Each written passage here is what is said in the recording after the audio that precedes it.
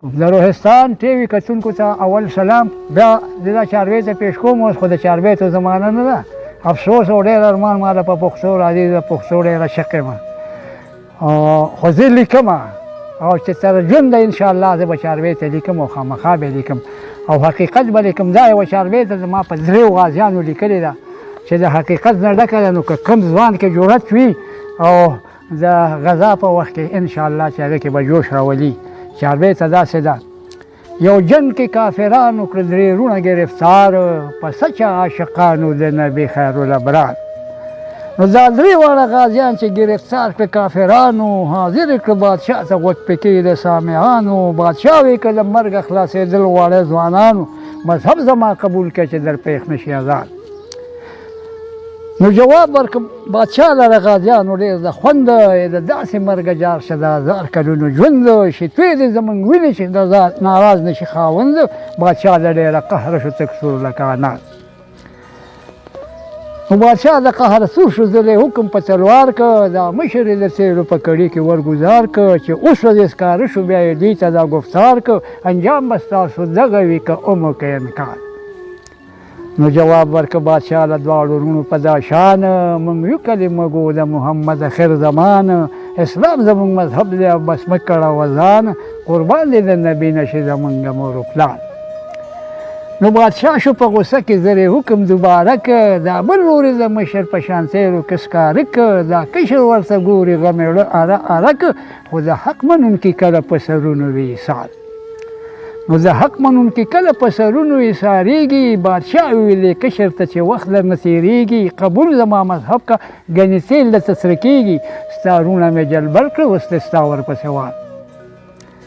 نو غازي وی بادشاه ته مدعا به زما سر شي باغچه که د اسلام زما په وینو به خور شي. ستا دین به قبول نه کړمه بادشاه که دې باور شي. نو په تګ نه دی چې جل نه شي د شمع په رخسار. نو بادشاه چې د غازي د خولې نه واورېد تقریر وی زه هم په کړي کې ورګزار کړی واګیر. بادشاه ته په دا وخت کې داسې ووي خپل وزیر دا ځوان راته ښکارېږي بهادر او ډېر هوښیار. دی ما ته حواله که راکړه څو ورځې مهلت ستا دین به پې قبول کړم په چل او په حکمت. بادشاه وی ډېره ښه ده ما درکړي اجازت دا ځوان وزیر د ځان سره روان که په چلوان. نو دا ځوان چې وزیر بوسه ورپسې وره بیان جدا یوه کمره کې غازي که بندیوان. یو لور د دې وزیر وتورې سترګې سره لبان طلب یې کړه خپل ځان ته هغه ونه د چینار. وزیر وی زما لور عیسایي دغه جوان که په خپله او په چل او په هنر یې د بادشاه په دین روان که. د حسن په جادو یې لیونی او سرګردان که. په مکر او پری به د خپل ځان که تابعدار. جنه ویلی ښه د باباجي مه کوه غم دا کار ماته آسان دی ته یقین لره محکم. واپس راله کمرې ته د غازي په هغه دم. غازي سر په سجود په درګاه کې د غفار. غازي سر په سجود د تمام جهان بادشاه ته په ورو دا مکاره ورنږدې شوه د خوا ته. غازي چې سلام واړه که غوږ ونیسې ماته دستي و که نیت په مانځه ودرېد دوباره. دستي و که نیت بیا شو مشغول په مانځه باندې. جینۍ په مکار راغله ودرېدله د دړواندې. عاشق د پاکې مینې کله بل خوا نظر کاندي. د زړه په آینه کې ورته ښکاري خپل کردار. نو جینۍ شو حق حیرانه وایي ای عربي ځوانه لږ وګوره دنیا د زما حسن ته حیرانه چې چا یې مه لیدلې راپسې دي سرګردانه ولاړه یم تا ته ما درکړی دی اختیار.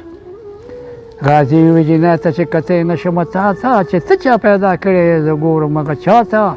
زه لږ مې شه د مخې خدای دې خونه کمې راته نو دا ستا حسن فاني دی په فاني نشته اعتبار. نو غازي چې ورکړ غازي چې جواب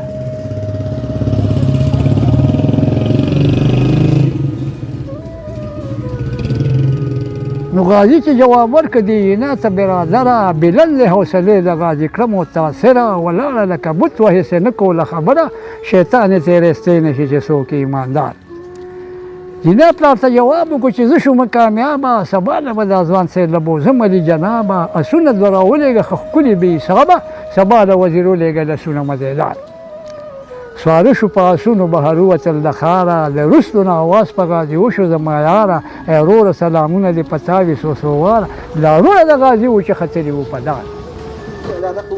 غمګین یارواله د شهید اوچت مقام دی ژوندی د خدای په نزد دی وربخلي دوام دی ورکړی چې چا سر د خدای په لاره کې انعام دی په ورځ د محشر به د الله وکړي دا آخري شعر بس دی که نه یو